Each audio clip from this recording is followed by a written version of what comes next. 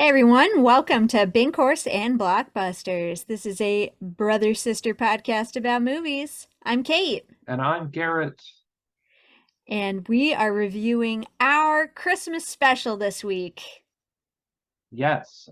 So our Christmas special is the 1974 film Young Frankenstein by Mel Brooks. Yeah, this is Uh, one we've watched every Christmas Eve for years. it will not make sense, and that's okay. It doesn't have to. I'm Yeah. sure your families, wherever they are, I hope they're all having happy, festive holiday seasons, and I'm sure you guys all have insane holiday traditions too. Um, it just kind of happened. Yeah, it did. I can't put my finger on what year or why necessarily we started watching Young Frankenstein on Christmas Eve, but we definitely always have. Yeah. I remember wanting to show one of my friends it, and I knew we had the DVD. And I was like, Dad, can we watch this? And, I was like, can we watch this even though it's not Christmas Eve? Because I wanted to show my friend. And he was like, I don't care. Go ahead. And I'm like, okay. How old do you think you were then? I was, I might have been younger than 10. Okay. I, Wow. I, I, Okay. I that would make sense. Like, being, a very young, like, somewhere in elementary school, or like very early middle school type of age. Yeah. Yeah, we've been watching this for a long time then. I was thinking that it was a much shorter time period, but um now that I'm thinking about it, no, it if that's a long time. Okay. Enough dwelling on how But old I am. but before we talk about that, we've got to talk about what's on television. And Yeah. season 2 of the Gilded Age is finished. It was pretty good.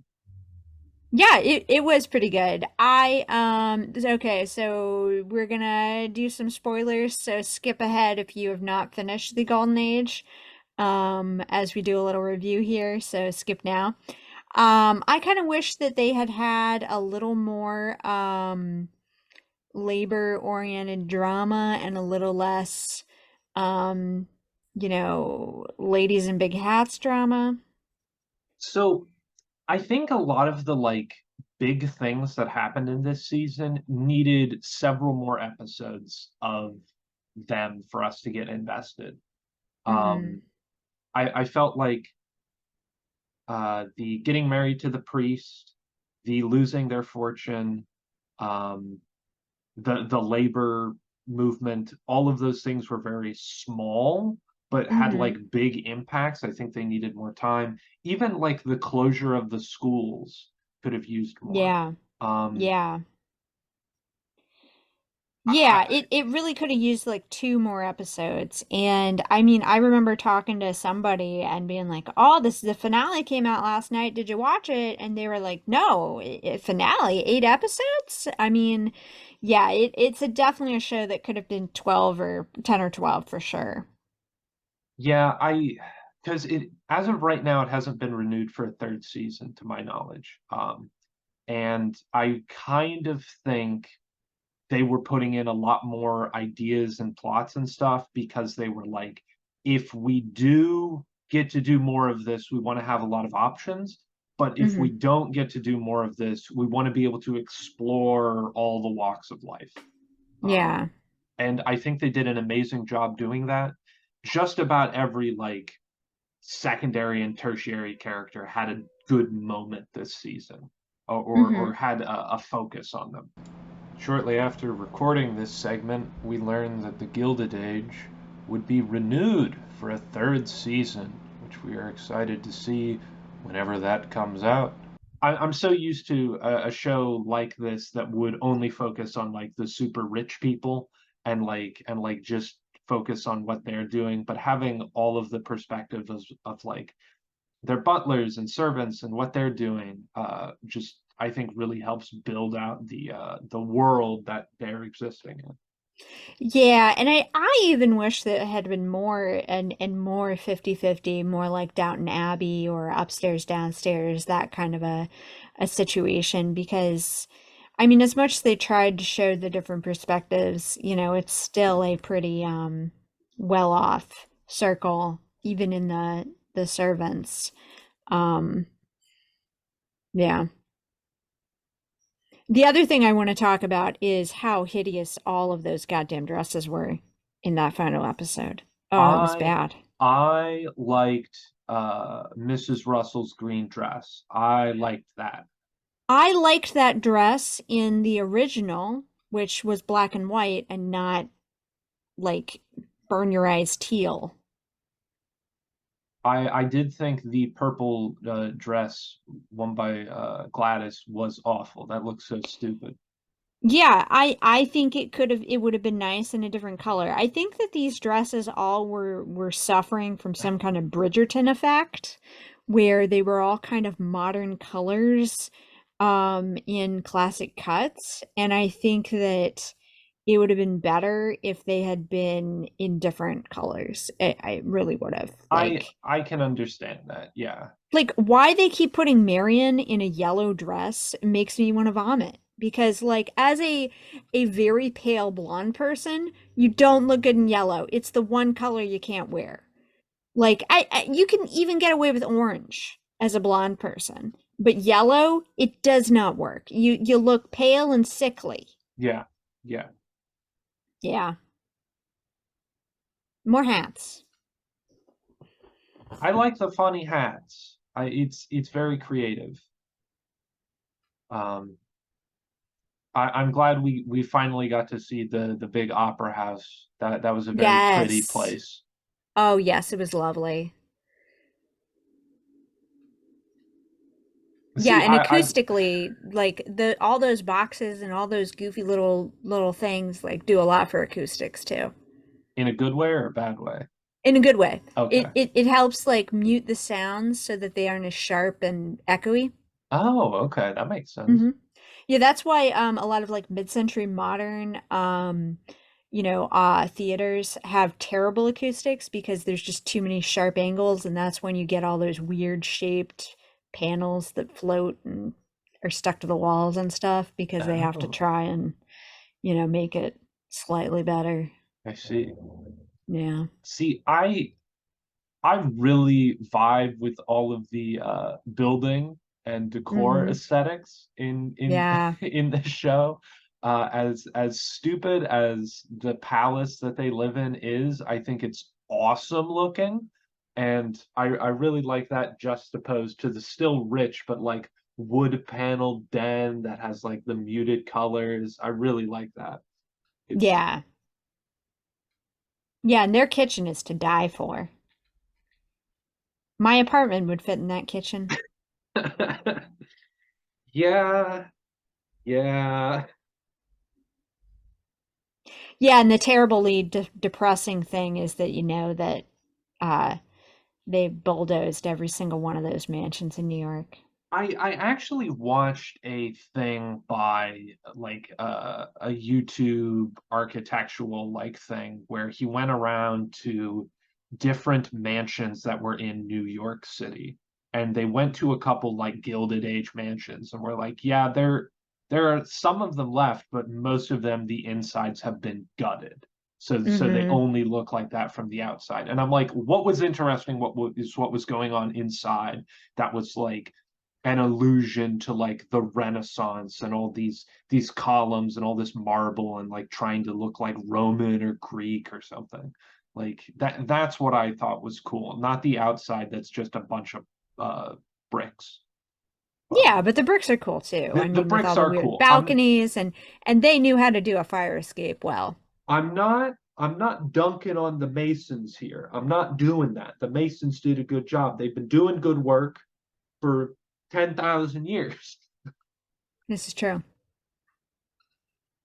Well, I think that the one solace with them being remodeled is that, a lot of them would have been remodeled, you know, while people who loved those buildings were still living in them and they wanted that modern aesthetic that was new and cool, Right. rather than like today where people take the old Victorian mansion, gut it and paint it all gray and put in laminate and like fake wood looking gray floors and you know, ew, Disgusting. disgusting. But anyway, we're not watching HGTV today. So what else is on TV? So also on HBO, I have been watching the show called Julia, which is about Julia Child, who's a famous chef and one of the first big TV food personalities. And this is a show about like how that all got started, um, and gay communism too. Interesting. Yeah. Okay. Okay, you've got me. I'm interested now. Yes. So the first season is very much just about like her getting involved with like this small town TV network to do like a cooking show on public access.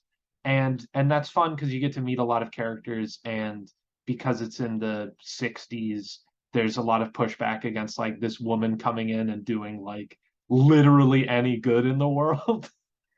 Yeah. But she does a lot, and one of the things I think the show does pretty well most of the time is allowing these characters to explore the social issues that are going on. Whether or not they did that in the real world is completely up for debate, and a lot of these characters are like amalgamations of people who did and did not exist. But it's like you're taking this premise and this person that a lot of people are familiar with, and you're using that as a good jumping off point to explore the world through their eyes and food and stuff. um the second season just is close to finishing, I think. And in that there's some gays and communism, and her husband is being blackmailed for uh, being a communist, and maybe gay, maybe not. Who cares? But these were the times at the time. Hmm. Okay. I'll check it out. It's good, and they always make a lot of food, and See, and that's the problem. That's where I'm like, shoot, because we when we were growing up, we watched a lot of Food Network, and it just led to eating a lot of snacks while watching television. And I don't really have any room in my life for being ravenously hungry while watching television. okay, I understand. I do most of the shows I watch them in the morning with breakfast, Hmm. and it's like that works. But yeah, they do make some good looking food. Yeah, I mean, we growing up, we watched a lot of Julia Childs actually, on PBS, and I have her cookbook on my shelf, and I've made many a recipe, and definitely learned some amazing recipes from her. Like learning her way to make an omelet changed my life. Yeah, Really that's did. so they have the first scene is she's on a show to talk about her cookbook, and it's with a guy who's like about books and stuff, and she's just like, well, like nobody wants to hear me talk about a cookbook, so she brings out a hot plate and makes the omelet. And Oh it's yeah. like exactly like that's what it's about. Like talking about food is really, in some ways it's really difficult, especially to talk about like technique without showing you how to do it. um Hmm. just last week I made her beef bourguignon, and it was pretty good. It was Mm. probably one of the better things I've ever made. So thank you. Yeah. Awesome. Well, I hope this show can inspire people to make more delicious food. It has me. This is the stew in question. I'm very proud of it and wanted to show you. So now we're going to talk about the Christmas classic, our main event, Young Frankenstein. So we mentioned like I think it was it was one Christmas time more than a decade ago, and we were like sitting down as a family watching television as you do. probably after watching an episode of Jeopardy. Um, and this movie was on some channel, or maybe even one of the early movie channels that existed, because there wasn't streaming now. If you wanted to watch a movie, you had to have HBO, look at the time codes for when movies were coming on and like a TV guide, and then like be like, yes, at 8 o'clock, I'm gonna start watching Jason Bourne. Uh, Hmm. Yeah. and then that's all you could watch because there were no commercials on those channels. Yeah, and I think the other factor that's important here is that our mom worked nights as a nurse. And so that always meant that she either worked Christmas Eve or Christmas night. Mhm. So her sleep schedule, because they either got one or the other off, and they had to work the other. So her sleep schedule was always off. And I think that the first time we watched Young Frankenstein was a night that she was working, because I don't think she would have approved of this tradition, at least in the very beginning. Yeah, that's fair. Her dad was a big proponent of Blazing Saddles, but probably for all the wrong reasons. Yeah, bean jokes, I guess. Yeah. So, yeah, and this is a it's fantastic. So mhm. I think in many ways it's hard to talk about um, what a comedy how why a comedy film is good, because you can only say so many times the jokes are funny, the gags are funny, and that's a huge part of it. Every joke, every moment has something to joke about, and this is one of those films that you can come back and watch a bunch of times and pick up on a new gag or a new or like understand a joke, especially as a kid. I remember going back and watching it like I think we watched it a couple years ago during the pandemic over Zoom. We all watched it, the night before Christmas. And, I picked up on a lot more of the jokes just because I was older and understood them. But I remember one time our dad pointed out to us there's a guy in the film who has a wooden arm. And then just like halfway through the film, it changes which arm is wooden. And he pointed that out to us, and we all thought it was very funny. But it's those little details that I think make this a very enduring movie and standing up to rewatching. Yeah, definitely. The other funny joke was that I was reading online about there is similarly Igor's hump changes which side it's Igor, on. Igor's hump changes what side it's on. And that wasn't written into the script. The actor just did that to mess with everybody like, because they thought it was funny. Like, it, it's little stuff like that that make this movie really fantastic. yeah, it's one of those that everybody who was involved definitely had a great time doing it. Um, So I brought up Blazing Saddles because that also came out this same year and is a Mel Brooks film and also stars Gene Wilder.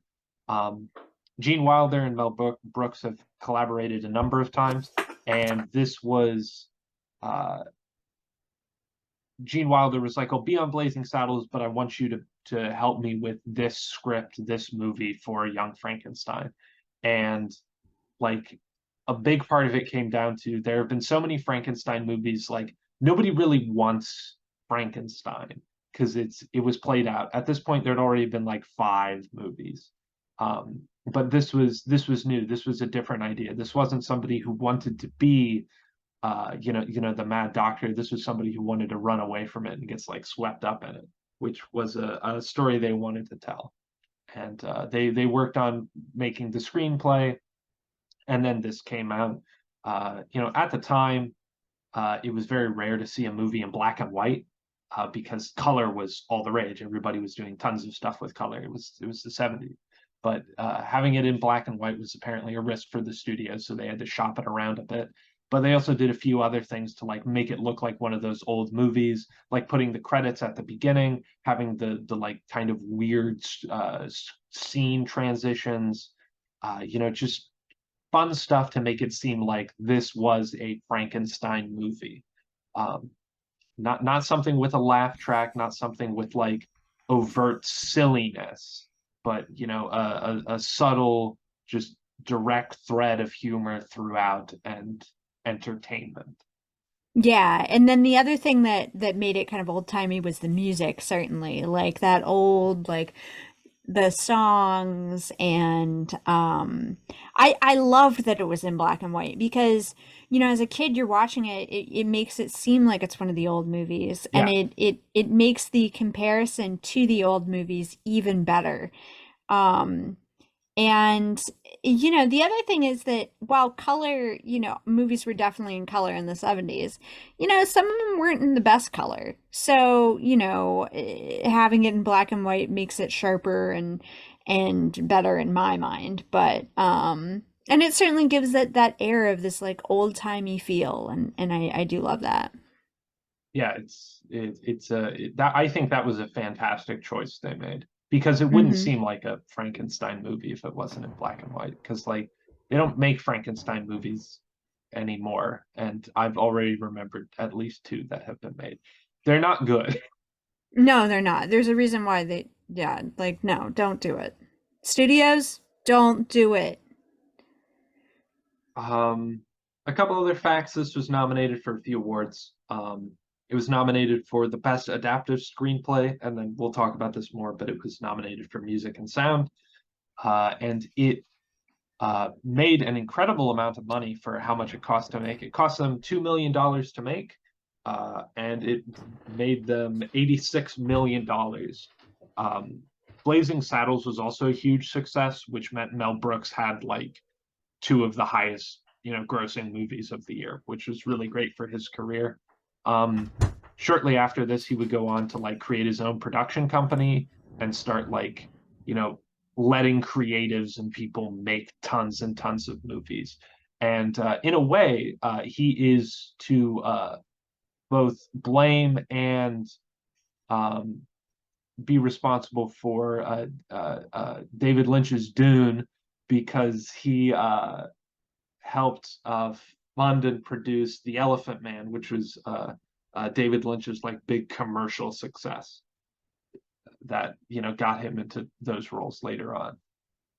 It all comes back to Dune, everybody. This is your Christmas reminder. Yeah, I have a lot of mixed feelings about that. I don't know, I'm gonna have to process that some more.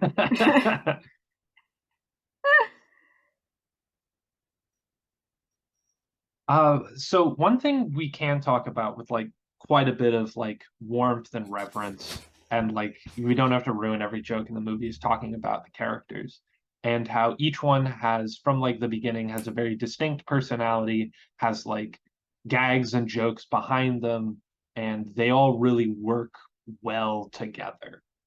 Yeah, there's so much chemistry between these characters. It is really incredible. Part of it has to do with when it was written, Gene Wilder put himself in the title role to begin with, so he was able to know his strength because he, even at the time, was a hugely successful actor. The Charlie and the Chocolate Factory was just a couple years before that, or maybe that one's called Willy Wonka and the Chocolate Factory. I don't know. Um, and They wrote the part of Igor for Marty Feldman, and just able to seamlessly get him into the role. Um, and I'm sure when you've worked with, people like this and people before, you're able to really gauge their strengths.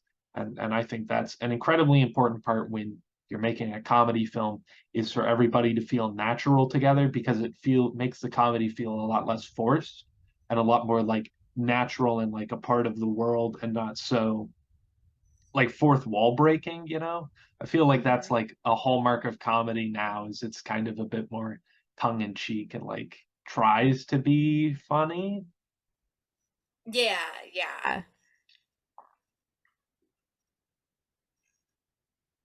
So Gene Wilder plays Dr. Frederick Frankenstein, and he's like the grandson of Victor Frankenstein, who made the original monster. And he wants to like distance himself from this, but after his great grandfather dies, he gets brought out to the castle because like it's all his stuff, and he meets uh, these three people: Igor, the caretaker Frau Brucker, and Inga, who's going to be his lab assistant, the ditzy blonde. Yeah, and she plays such a great Ditsy Blonde. And that was one of the things that I was thinking about is in comparison to other comedies of this kind of type, the Ditsy Blonde is often like almost pornographic in her ditzy blondness. Yeah, And Inga is so sweet and innocent and like and in that way, like all the jokes are even funnier. And I that's one of the best parts about that casting and the way that her character is written is that, there are all of these jokes where she's just kind of innocently making a sex joke and it just comes off so well and it's not like overly dirty or like obvious. It's something that goes over your head like really quickly. My favorite one is when she first meets Dr. Frankenstein and she's in the hay cart and she's like, "Oh, do you want to go for a roll in the hay?" And he's like, "Oh." And she's like, "Oh, roll in the hay, roll in the hay." And she starts like rolling around in the hay cart. It's just so perfect. It's such a stupid blonde thing to do. Like yeah, I love that. But there's plenty of other silly jokes, like with the candle and other ones that just come off really well. yeah. There's a good mix of like verbal comedy and then like the props of just like stay close to the candlesticks. The staircase is dangerous and the candlesticks aren't lit. Like Yeah. it's just goofy. Yeah. Um, And it's very obvious that it's not lit. And I don't know if that's a scene that's actually in one of the old Frankenstein movies, but it's definitely something that's in oh, what's the one with the Portrait of Dorian Gray, which is like an old horror movie from the 30s or so. And that's one of the like things that people talk about that they kind of messed up is the that that you can see the shadow of the candelabra on the wall. And that happens in this movie too. yeah, because if it's lit, you there wouldn't be a shadow from it, right? Yeah, yeah, sorry. My Yeah. cat is terrorizing me. So, Okay. Okay. I understand. I for a second I thought you were like Garrett. You're a moron who doesn't understand how light works. I don't. no, I'm no, I'm there not. would be no shadow if the candle was lit. I am not that type of scientist. Um, outside of the main cast, there are tons of characters that exist to support them and like monitor their antics. Uh, Frankenstein has a fiance who like he's really into, but it's pretty clear she's not. Well, no, she's just very high maintenance. She's just a high maintenance lady. She has taffeta that can't be ruffled and hair and lipstick and you know.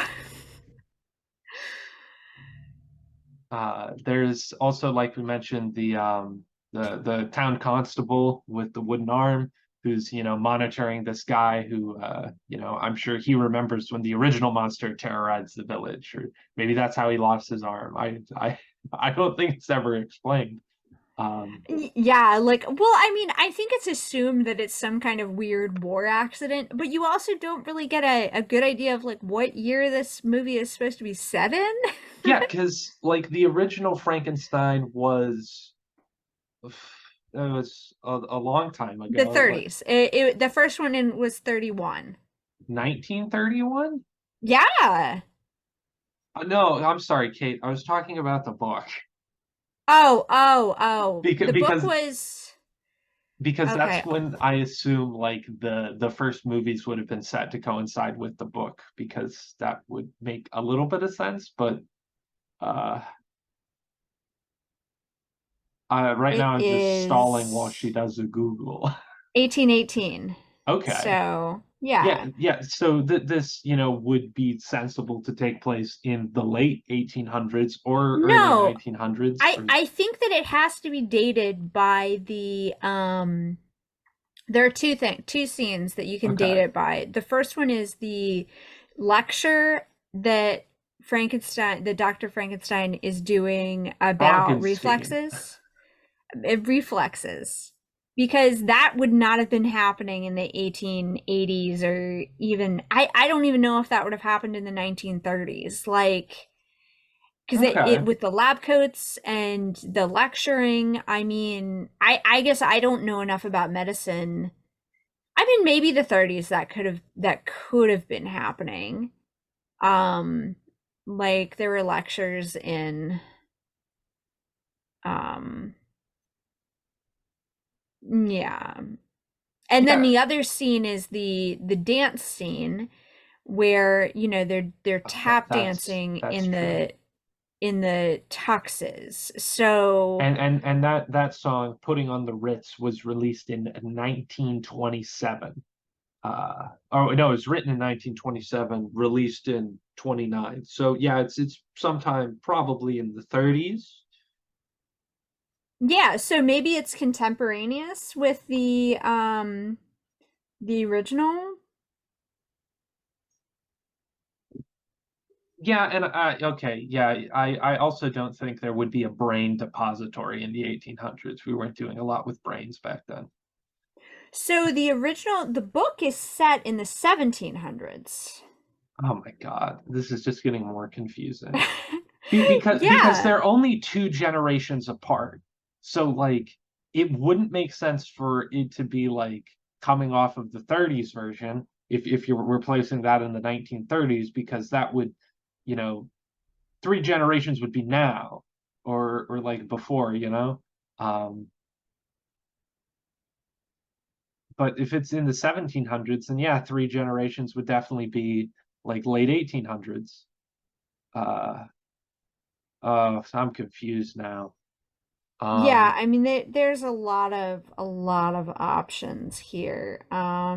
but there's nothing in it to like date it, and especially it's not like how if it was made now and like every one of these characters would have like a stupid smartphone that would date the film in 5 years, like Well, I mean, they nothing could like always that. do what like Archer does and just like make it super confusing and Yeah, yeah, and impossible to know. yeah, or the Simpsons have the floating timelines, so like everything is just like it's all happening now except for the stuff in the past that happened 30 years ago, whenever 30 years ago is from now, even though the show's been going on for a bajillion years. Um, Trouble with timelines. Yeah. Well, but I mean, I guess that the moral of all of this is that it doesn't matter. Once Dr. Frankenstein goes back to Europe, like it's like he's going back in time. He's going away from the like real medical world. He's going to this like estate and that's near this old village, and Frau Blucher wears kind of like weird peasant garb, and Igor wears like things a medieval peasant would wear. So like it's just so it's so out there. He always reminded me of like an executioner, like that kind of garb. Oh yeah, yeah. Just like the black hood and robes. Um, Hmm. it also makes him look so much bigger than he is, because in any scene you see him where like, it's just mostly his cape. Like he's such a small, spindly little guy. Like Yeah, he's got like these like tiny little legs, and yeah. Yeah, and in a way, like I think the casting of him in this movie as Igor is better than the original casting. Like I really like him. I mean, he looks funny. So that helps. he But he he like looks like the gremlin that's helping the Mad Doctor make a monster. yeah, yeah, and Gene Wilder makes a great Mad Doctor. The way his Yes. eyes get big and his hair gets all, curly and frizzy as he like continues and, stays up all night reading and making his discoveries. That it could work. It could work. Yeah. Yeah, and the inspector's just fantastic. He you know, his weird character of coming in and interrogating with his arm and yeah, Cheating at darts. cheating at darts for sure. Uh, Yeah. so I don't think you've ever watched the show Malcolm in the Middle. No, I did Uh, not. well, the inspector and Frau Brucker, they play a set of grandparents that the children have, and I recognized that one time when I was watching the show with some friends, and I was like, "No, you guys don't understand. They were in this movie together, and it's really funny." And they weren't having it. They thought this would be a stupid movie, which it's not. It's hilarious and a gem. Um, Wow. That's Also, crazy. Like that's a lot of like famous actors in Malcolm in the Middle. So it's crazy how much how much star power that show can muster. seriously. Um, Well, I mean, I remember when I first realized that Peter Boyle was the grandpa on one of the sitcoms that was on in uh, the 90s. the one with Ray Romano, Everybody Loves Yeah, yeah, Raymond. yeah. Everybody Loves Raymond. He was the grandpa. So, and like I was like, "Oh my God, it's Frankenstein." Yeah. Also in this film is Gene Hackman as the blind Yes. guy. Surprise Gene Hackman was is always appreciated. Yeah, that's another great scene. Once the monster escapes, he interacts with many people around the village, and one of them is a blind person who mistakes the Frankenstein man as just somebody who's mute, and a mute and a blind guy interacting is pretty funny. Yes. Yeah, and all kinds of antics ensue and he gets set on fire and the soup poured on his lap and the cup he's trying to drink from breaks and all he wants is some food and it's hilarious. Yeah, if you've never seen this movie, go watch it. It's not available for streaming on anything right now, but It good I luck. it was 2 weeks ago.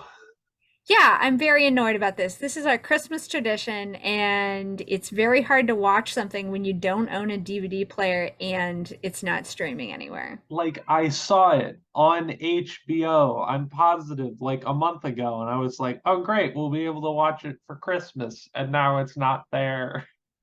Ah. Yeah, this is the most unfortunate thing about like streaming is that there's absolutely no reliability to it. HBO just took off like Westworld, one of its old flagship shows. It's going to take down Watchmen, another incredibly successful show, so that way they can get paid by another company to host it on their streaming service. It's insane.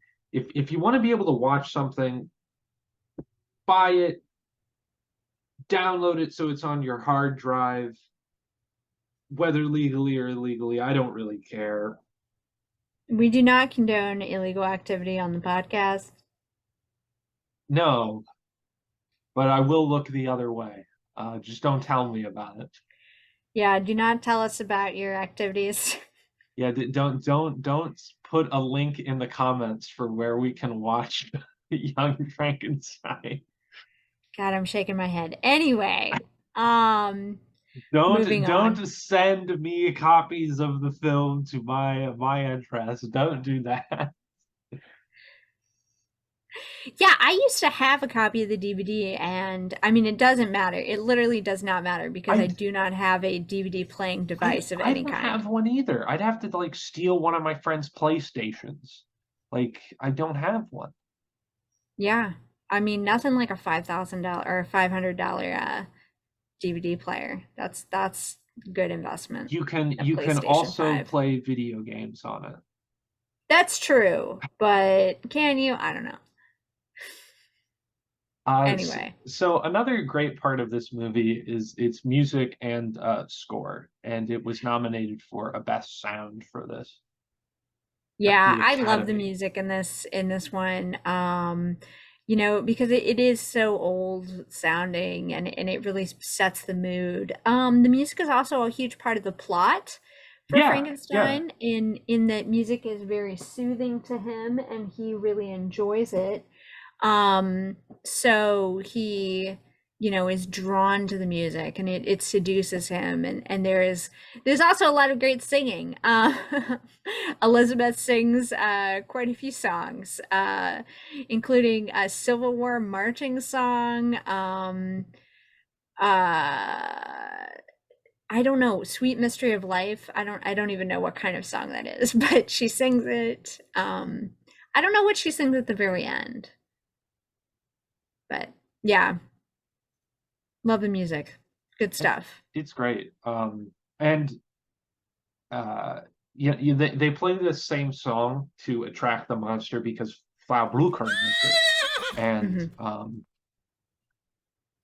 later in the film, they like all get together on top of the castle to play it really loud, and then they each have an instrument. And Igor has like this weird like trumpet thingy, and Hmm. then the film ends with him playing it because he's still left alone. He's the only one that uh well, I guess Fabruker's alone, but they probably sent her away 'cause she was kind of a bitch, but it I don't happens know. She could take care of the castle and the portrait of Victor Frankenstein. because she was his boyfriend. Indeed. Yeah, good stuff. Good stuff.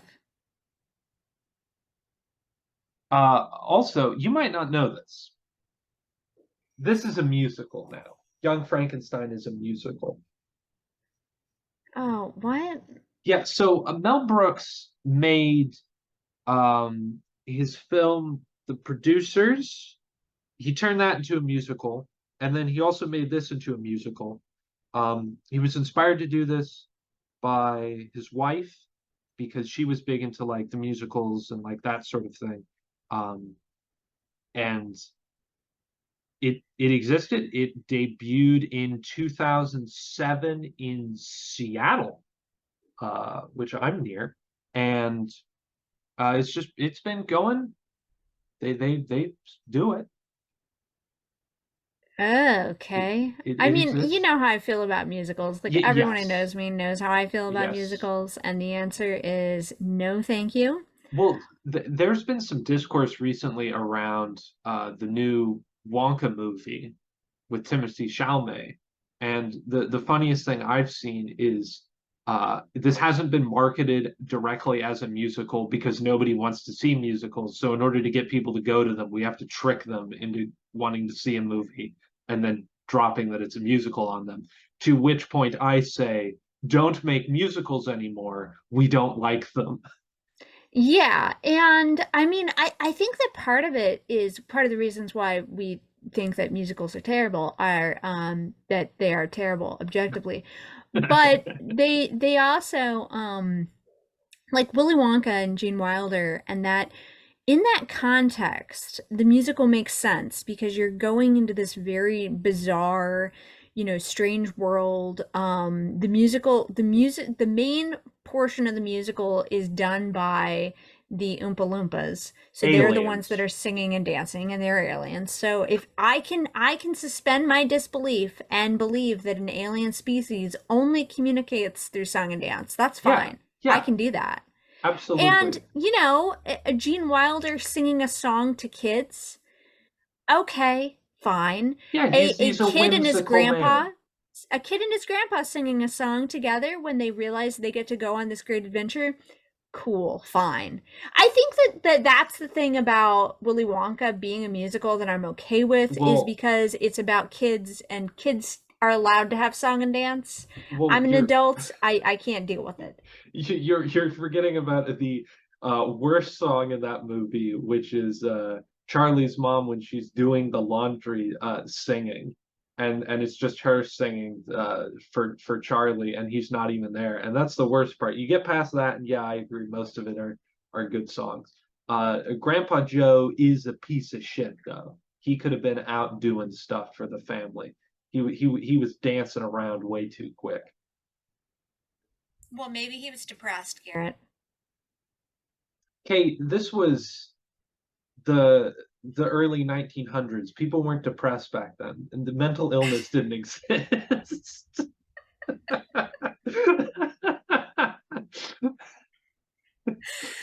I mean, you're right. Yeah. So I mean, I can deal with those kinds of musicals. I just can't deal with West Side Story. And Right, I right. mean, Rent is terrible. Hairspray makes me want to vomit. I've never seen Sound of Music. In Yeah. high school, we were doing a unit in my English class all about the 1960s because my teacher was having an identity crisis and needed to remember her youth. And we watched the new version of Hairspray that has Oh God, with John Travolta. John Travolta in drag, and then Uh, he's married to Christopher Walken, and they do a dance uh, number. And I was the only one that understood how funny it was because I yeah, don't.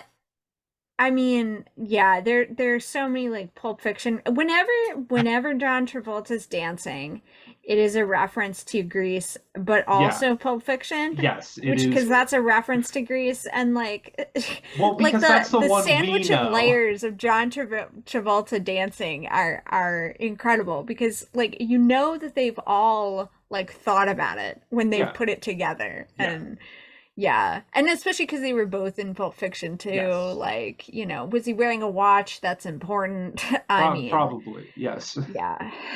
Even if we couldn't see it, he was probably wearing it. So, you know.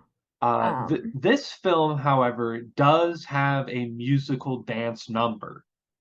it does. It does. Now, it makes sense though. It Yes, because it's it's woven well into the it's story. woven well in it and it's also on a stage like Yes. it's a play within a play it's not just randomly breaking out into song, it's randomly breaking out of song as part of a scientific demonstration of Yeah. coordination and the ability to reanimate a corpse. And it also plays into that like kind of like the goofy sideshow circus kind of aspect of, early science Yeah. of like, oh, we have to, we can't just like show this crazy science thing we've done. We have to, turn it into a song and dance and, put on the Ritz. I mean, yeah. Mel Brooks was initially very against that segment, but to me, that's always been a highlight. Oh, yeah. And Yeah. he was won over to including it in the film, which I'm very happy about because it it is just that like upping the stakes throughout the movie. The absurdity and the wackiness just keeps getting more and more, and that is like this culmination of like the wacky and absurd. And when it goes wrong, it goes horribly wrong. Yes. Yeah. And I think that had it not gone wrong so publicly, the pitchfork situation wouldn't The have made mob, yeah. sense. Yeah. I mean, I don't know what kind of thing that they would have had to do to make that, happen. Because the monster in this movie doesn't actually do anything bad. He doesn't kill anybody. He doesn't really terrorize anybody. Um, He's you just know, big. he's He's just big big and and funny loud looking. and he Yeah. can't really, talk, but he can dance. He can't sing. No, he cannot. So a big part of this movie is it's a parody on all of the old Frankenstein and a lot of the old like monster movies of the time. Um, and it works so well at doing that. And I think we'll talk more in our what did we learn section about why parodies, like they're not around anymore. This is a very, I won't say outdated, but a very little produced medium anymore. Yeah, and I think that, like with this one, I wish that in our review of, preparing for this, I wish I would have had time to rewatch all the Universal Frankenstein movies, especially the original three, which, are this is heavily based on.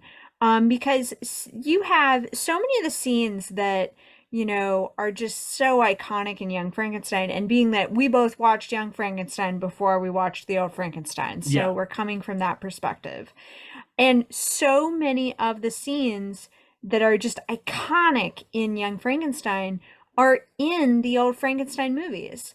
I put together this slide of examples. Like the first time I saw the scene with the little girl in the original Frankenstein, I was like, "You're kidding! You're kidding! They really did that? Like that was a really the scene?"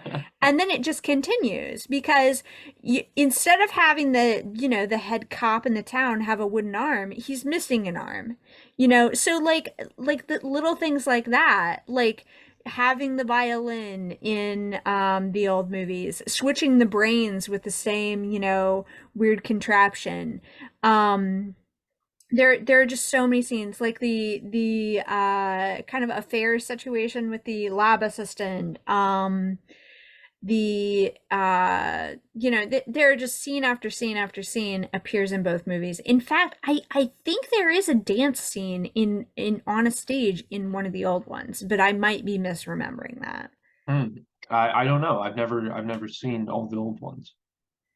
Yeah, I mean, they're decent movies as they go. And I definitely recommend watching the if you like horror movies, you need to watch the original Universal monster movies, the Frankenstein, the Creature of the Black Lagoon, the Mummy, and um there's Dracula. an Dracula. Yeah. Yeah, Yeah, because I've seen they are Dracula. so foundational to movie horror and yeah.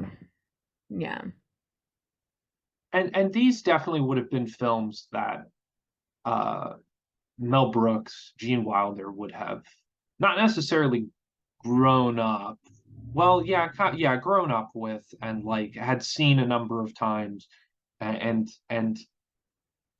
had enough insight on them to be able to look at it and understand its artistry, to understand like what it was after, but still be able to poke fun at how like absurd and wacky these were. Like maybe that's not the right word, but like campy, you know?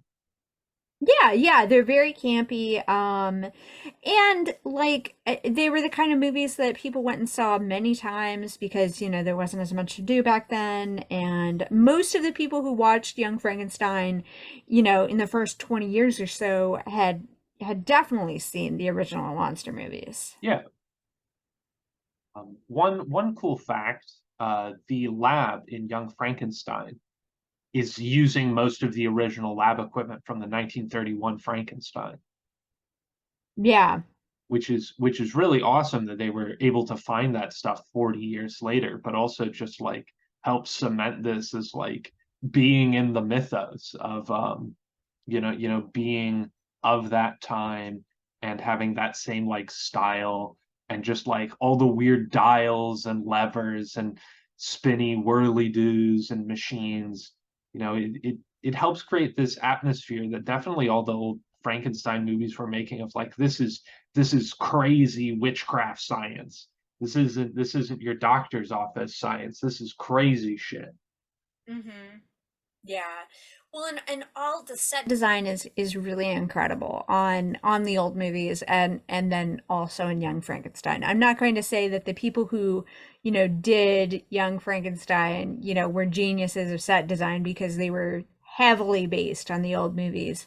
And I mean, they're incredible. They really transport you to Transylvania and this castle where this takes place and all of the fun things that come with it, like the revolving door and the creepy portrait on the wall and the horses and the carriages and the cemetery and yeah. Mm. The town meeting hall. Uh, Yeah. it's a great place at a time.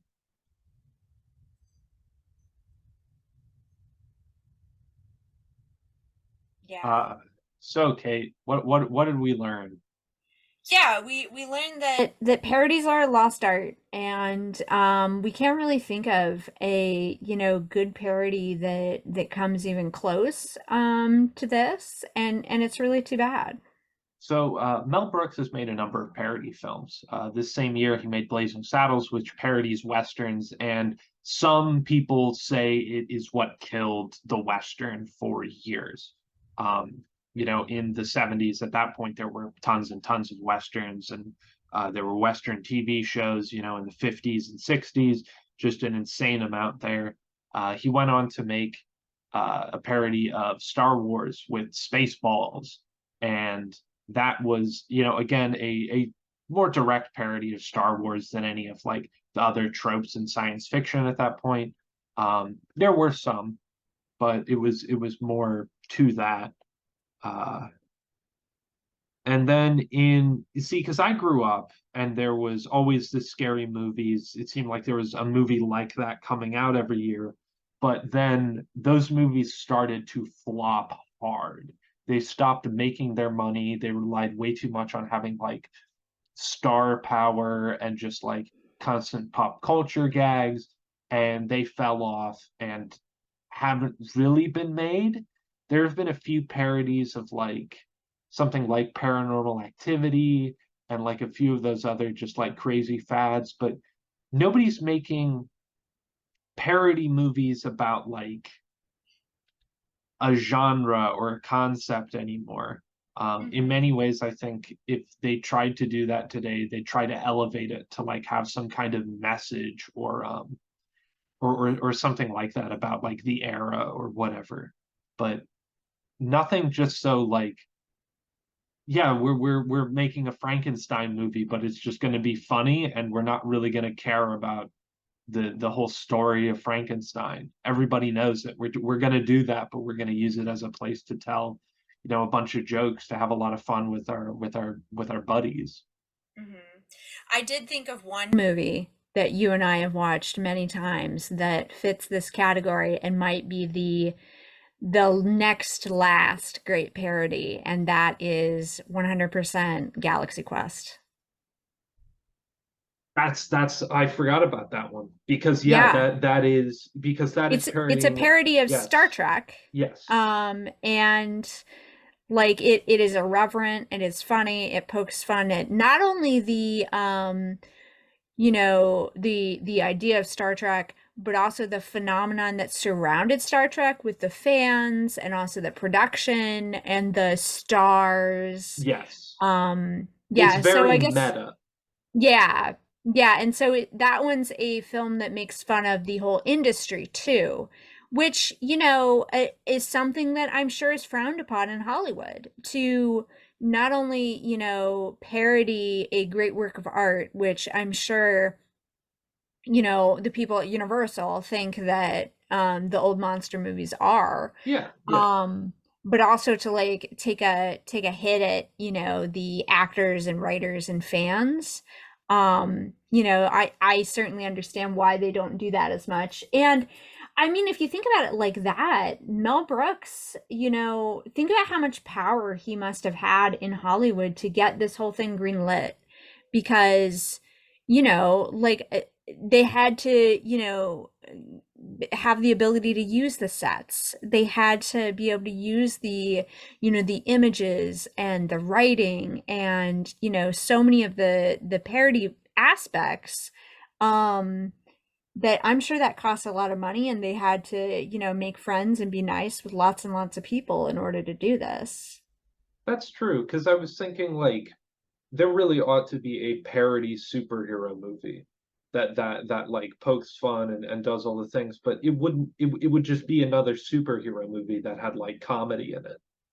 Well, and It I would think be, Deadpool or something like that, but yeah, that's not yeah, a that's parody. what I was gonna say is like Deadpool as a comic is a comic that makes fun of superheroes by breaking the fourth wall. Deadpool as a movie Is a doesn't do the superhero same. movie Yeah, it's just another superhero movie that with has some dirty fun jokes in jokes. it. Yeah. Yeah. And I mean, yeah, I think that had they approached that differently, maybe they could have, done something with that. But yeah, But yeah, like there's like you're not a lot of saying, that would have offended way too many people that are in the multi-bajillion-dollar superhero industry in Hollywood. Not just Disney, but Sony and Warner Brothers and everybody who has their toe in this. Like, Right, yeah. Well, and also with parodies, it's so easy to, be culturally offensive. Um, yes. and that, so thinking about some other parodies that I can think of are like parodies of kung fu movies. They can be very insensitive, and we are not of that culture, so we cannot speak to, like how that is. But then also like movies like Big Trouble in Little China, are movies that make fun of a lot of things in a different way. Um, yeah, I mean there's a lot to say about movies like that too. Yeah, but I don't think Big Trouble in Little China is like a parody. No, it's not. Well, Right. it's kind of a white savior parody though. Well, yeah, because Kurt Russell is not the main character. Like, Right. like Yeah, he and I he mean, he is not the yeah. protagonist. Excuse me. He is the main character. He's not the Yeah. protagonist. Yeah. Um, Yeah, but I mean, and that it's very subtle. Like yes, that being a parody of a, a white guy who saves the day. Um yeah. but you brought up something a bit ago that I think is definitely on point for another reason why this movie succeeds and is timeless, whereas most of the modern parodies aren't. And that's in the humor in this film isn't like offensive. It's not like poking fun at groups of people. It's not overtly sexual. There is some sexual humor. There's a bit of that, but it's not like a constant barrage of dick jokes. There are dick jokes, but the time between is less than the time in a modern like comedy movie. Yeah. Well, and they're phrased in such a way that it's not obvious. They're Right. they're, yeah. And yeah, there's very little insensitive stuff in here. Like the most insensitive stuff I think is the portrayal of the sheriff in the town as being this like, you know, yeah, I mean he gives off a little Nazi vibes, but like, he's the sheriff in a town in Transylvania. Like he's gonna seem a little fascist. Like that's just the Yeah. way it's gonna be. Yeah. That's but I never looked at him like that. I just always saw that character as like, yeah, this guy is like no nonsense. He needs to know what's going on in his village. He's the protector. But again, I started watching this when I was a kid, when I didn't have an idea of like the history of this place, or who that guy could have been, or things like that. Oh yeah, I always thought he had fascist vibes Okay. because like yeah, he's coming into the house. He's trying to figure out what you're doing. He's trying to regulate you, Like No, I was just yeah, like and I just thought it was totally normal for the cop to come into your house and be like, "What the hell are you doing in my village? Where are you from, you foreigner? Like, what's going on?" and then Like, he also incites the riot. Like, fascist vibes. huh. Ah. Yeah, and the wooden arm doesn't help. No, no, it really doesn't. Especially with like his mechanical movements to doing Right, that. yeah. I mean, his saluting, like, I don't know if it was outright Nazi, but it was pretty close. We also talked a bit before this started about like comedy movies, and like I have a hard time thinking of like the last good comedy movie I watched in terms of being like something recent, because I think a lot of movies today include comedy because it's a lower common denominator. Like just about all of the superhero movies have comedy in them because Mhm. the comedy in like Guardians of the Galaxy was successful like 15 years ago. Well, it wasn't 15, like 10 years ago. And they were just like, oh, we all have to make our movies have like quippy, like funny characters. And I don't think that makes a comedy. Um, some of my favorite movies that are comedies are like Ghostbusters or like The Big Lebowski, where every single line is some kind of like joke or illusion or like a callback. Like there's not a dead moment where it's not like the reaction, the interaction between characters is planned to get a rise out of you. And those sort of like quippy superhero movies are not like that at all. Right. And I think that, I wonder how much of it is that, like we don't, I mean, are they even still making the kind of like frat boy, you know, smoke a bunch of weed and watch a comedy like Pineapple Express, I Grandma's don't Boy? I don't think so. Like the American Pie, that sort of thing doesn't really Hmm. exist. But again, that's, an overtly sexual is sex is funny movie. But like even like the National Lampoon's movies, they don't make those anymore. It's like a whole different thing. There's because like that just disappeared. Um, Yeah.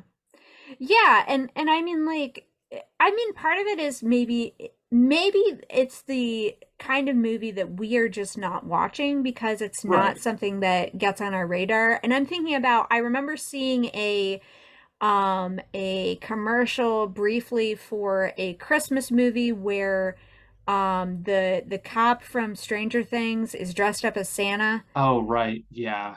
and Yeah. he's like, saving the world from something or the family. I don't even know. Like I assume that that's a comedy. Right.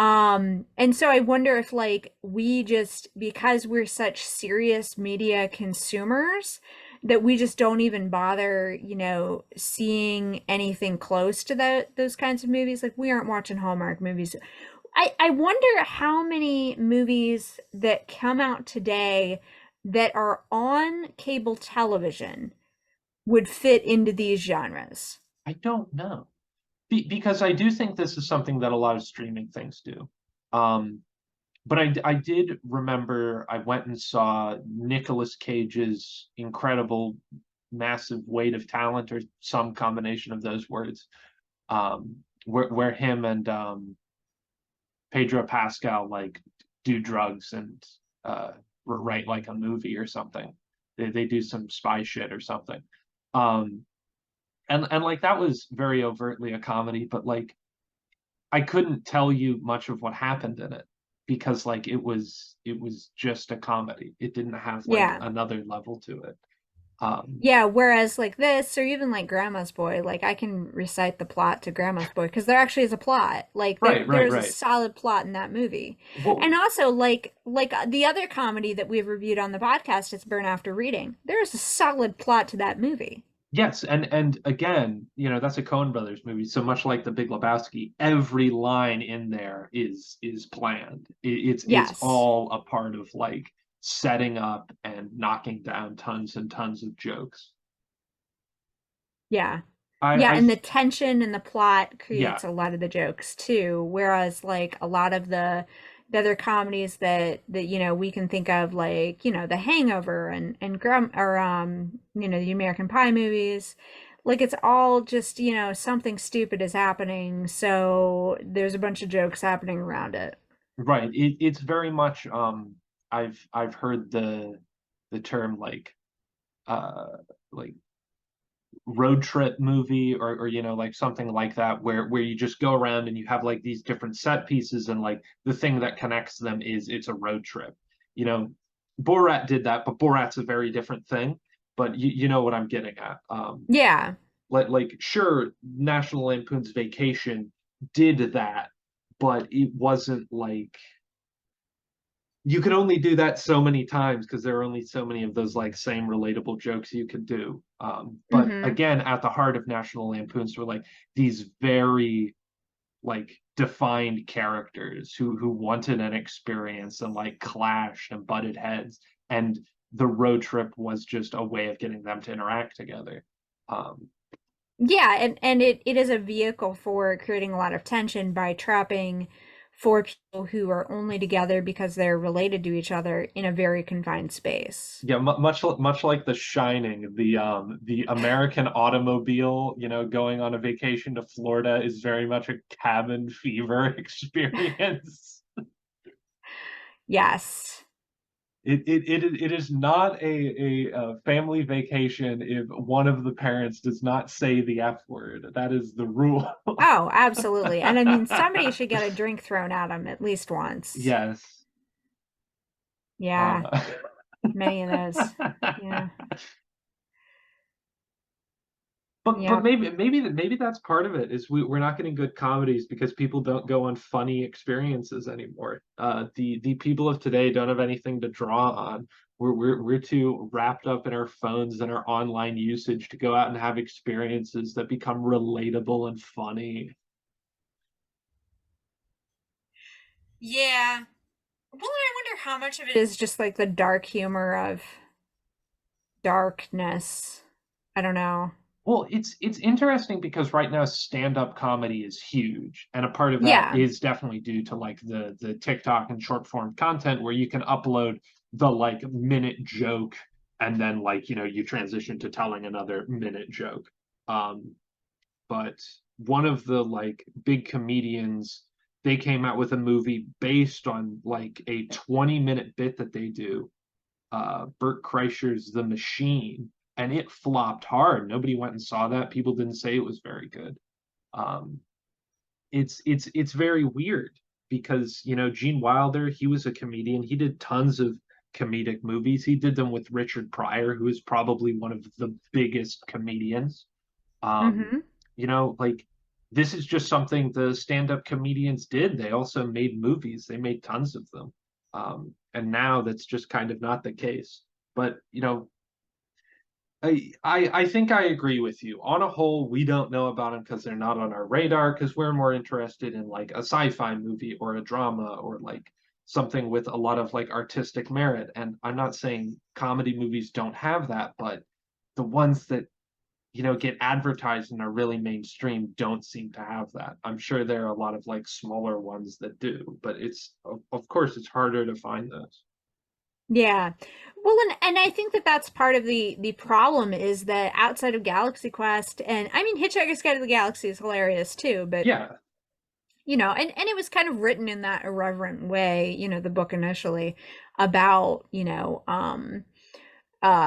being funny in the sci-fi context. But I think that part of the issue is that we should have actual comedies that are based in these genres. Like I was just thinking about how like so much of Jane Austen's her books are actually very funny. Like that, especially like Emma, there's a lot of great jokes in Emma. And I think that, like why don't we have a, like historical romance drama that's actually a comedy? Because and like Vanity Fair and there are so many like of those kinds of things that should actually be comedies that we can pull from. I mean, Shakespeare wrote a ton of comedies that we could, revive and, No, it is only Romeo and Juliet. I mean, yeah, yeah. Well, you reminded me of the show we watched this year, The Great. Oh, yeah, yeah. The Yeah, Great is hilarious. yeah.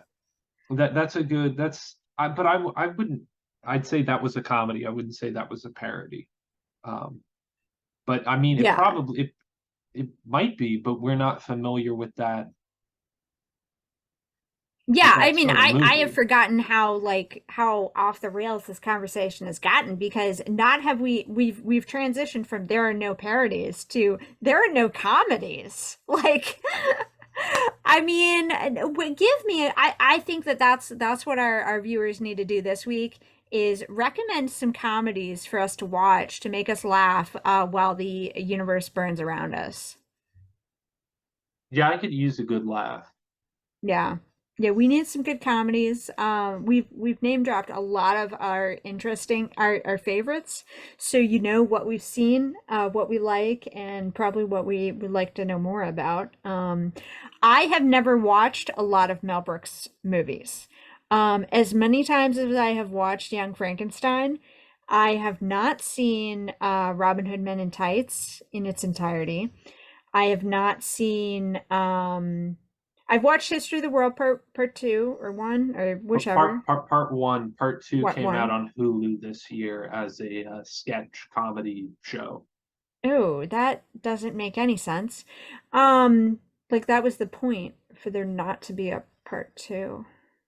Like Right, that was it part of the was made like joke. 40 years later, like which is Oh God. crazy. Also, Mel Brooks is still alive. Well, let's give him a round of applause.